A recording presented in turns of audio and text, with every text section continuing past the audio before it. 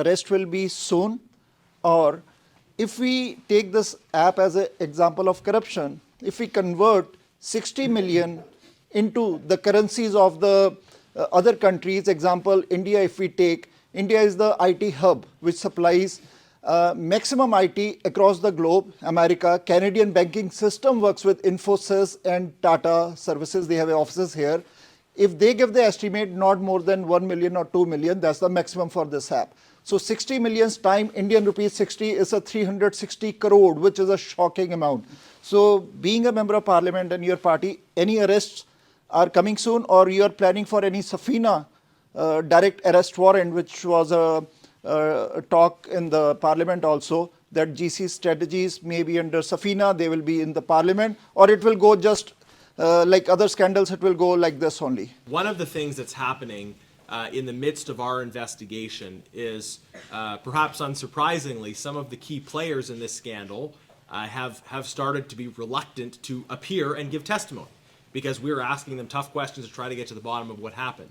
In particular, the two people who work at GC Strategies, there's only two, we were trying to get both of them to come before committee. We have summoned them to appear before the committee twice. And parliamentary committees, like a court, have the right to summon witnesses to appear. But consistently, these two people have refused to appear. So we have taken the next step, which is to pass a motion forwarding it to the House of Commons, asking that these two individuals be ordered to appear, or that they be taken into custody by the Sergeant at Arms. And this is a power of Parliament, that Parliament can order the detention of individuals who refuse to comply with the orders of Parliament. So, of course, what we're looking for here is to through get Safina. these Safina is then to option. appear. It's subpoenaing them, actually. But the effect of the motion we passed is that if they refuse a subpoena, and they already refused twice our summons to appear, if they don't appear now, the follow-up action is going to be that the Sergeant at Arms will go and arrest them and detain them until they appear. Conservatives are very serious about getting to the bottom of this. We're not going to allow Liberals and their insider friends to get away with covering up the corruption by simply saying, we don't want to appear. Okay, the people who got $20 million as part of the ArriveCan app and subcontracted the work out, I'm not surprised that they don't want to appear. But Canadians have a right to hear their testimony. Now, in terms of other arrests that may happen in terms of the RCMP is looking at the Auditor General's report, is looking at these allegations.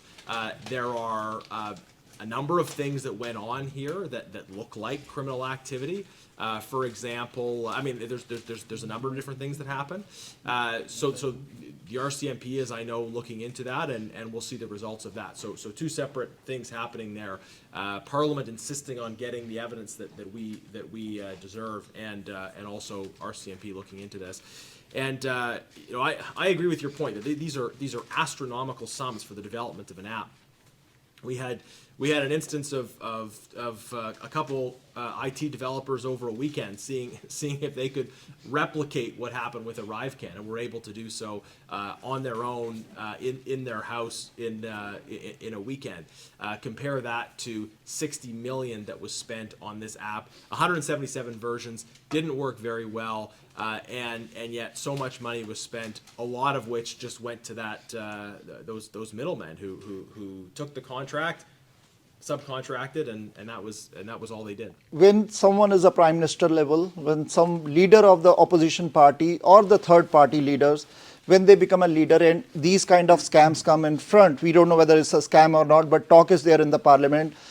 What is the maximum punishment a leader can get? Jail term? I don't think that.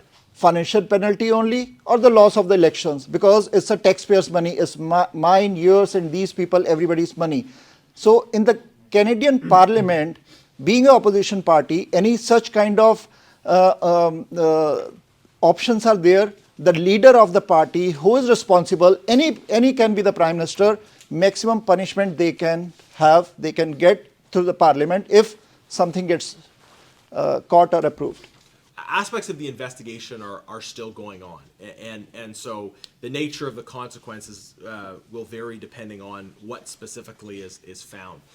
But I do think that there is a fundamental political responsibility in the Prime Minister and his government for the kind of waste, mismanagement, and corruption that we've seen across government.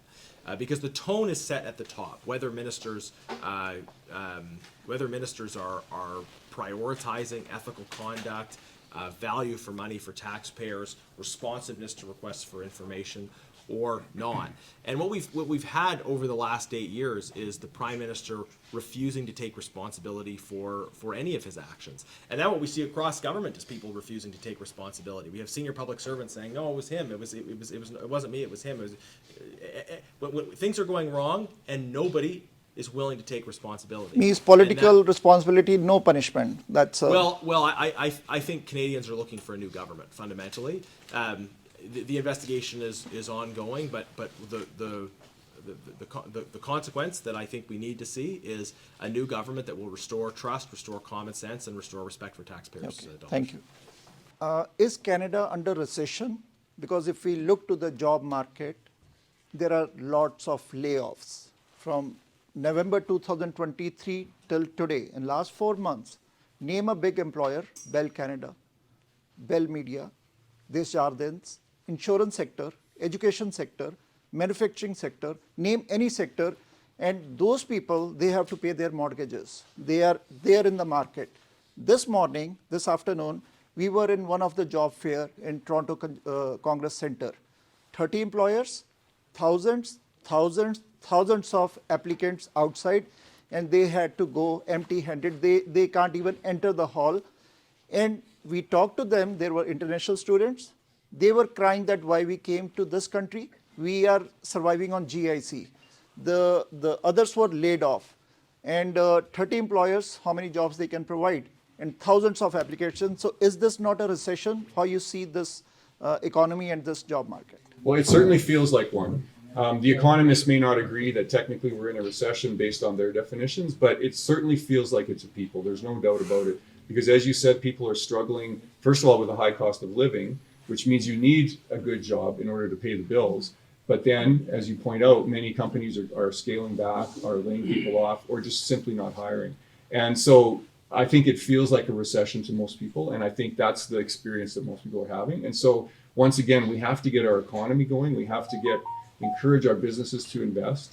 We need good quality, high-paying jobs in Canada, and that's something that Conservatives know how to do that, and we will make sure that. But how can pay their mortgages? The government is supporting the other countries with billions of dollars, and own Canadians, those who are the taxpayers in this country, that taxpayers' money goes out of the country, and these people, they can't even pay their mortgages. They are laid off. What solution, being opposition, or what you can suggest to the government to support them? Well, some of the money that we send overseas ends up in the hands of dictators. And so we have to absolutely stop that. There's no reason why Canada should be sending money to dictators overseas. We need to make sure that we take care of our people first. That's not to say we don't help people in other countries. It's something that Garnet knows a lot about. But we certainly don't want to be helping dictators. And so, again, we have to get our economy going. That is the ultimate solution. Government can't solve all the problems. That's one of the problems with the Liberal government is they believe government can solve every problem. And it's simply not true. Government should be facilitating and letting the system work so that the system and employers and the whole network of Canada can actually support and grow. You want to add something else? Yeah, in terms of solving these challenges we face, Pierre Poilievre has been more specific in offering solutions to these challenges than I think any opposition leader I've seen at any level, provincial or federal. He's articulated specific problems and specific solutions. He has laid out a plan for getting more homes built, a plan for managing our budget, a dollar for dollar rule. If you have if a public servant or a minister has a great idea for spending money over here, fine, they have to figure out where the money's going to come from. Which is the way you would run your own household, right? Yes. Exactly. It's the way it should be. So axing the tax, firing gatekeepers, fixing our budget, restoring the kind of common sense approach to criminal justice that existed previously before it was undermined by the Justin Trudeau government, addressing corruption, right? Cutting all this waste going to outside consultants and contractors. We have a growing public service and the growth of contracting out at the same time. That doesn't make any sense. If we're spending more on the public service, we should be spending less on contracting out, or vice versa. But we're seeing growth in both areas of spending. So I think these problems in government, they're having an impact on Main Street. The good news is Canada was not this way eight years ago, and we can restore the hope, the promise. Again, we have so much potential as a country, and I think the Conservative plan of replacing this government with a common sense alternative is going to get us